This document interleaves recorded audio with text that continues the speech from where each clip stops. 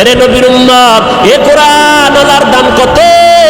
জীবনে মাদ্রাসায় পড়ে নাই, তাবলীগের সময় লাগাইছে এসপি সাহেব, এখন তার মর্যাদা বেড়ে গেল। মন্ত্রী মহোদয় নামাজ পড়ে, দাড়ি রাখলো, কি ব্যাপার? কয় কোরআনওয়ালাদের সোহবত লাগাইছি, মন্ত্রী মহোদয়ের দাম বেড়ে গেল। মানুষ সম্মান করে, সবাই শ্রদ্ধা ভক্তি করে, মরিয়া গেল সবাই তার জন্য দোয়া করে। এরে নবীর উম্মতের দল, স্কুলের মধ্যে যেই ছাত্রগুলো নামাজ পড়ে, দুই একটা অন্তর খারাপ বলা ব্যতীত সবাই দোয়া করে। যেই সমস্ত ছেলেমেয়েরা আড্ডা দেয়, কি দেয়? আড্ডা দেয়, গান বাজনা করে।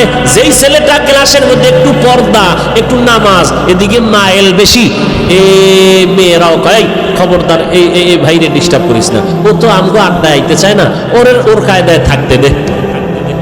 কথা ঠিক নেই? আল্লাহ পাক দেখায় দিলেন, রে গোলাম একটু নজর করে দেখো, তোমরা টুপিদারি রাখবা না কেন? বলো কেন?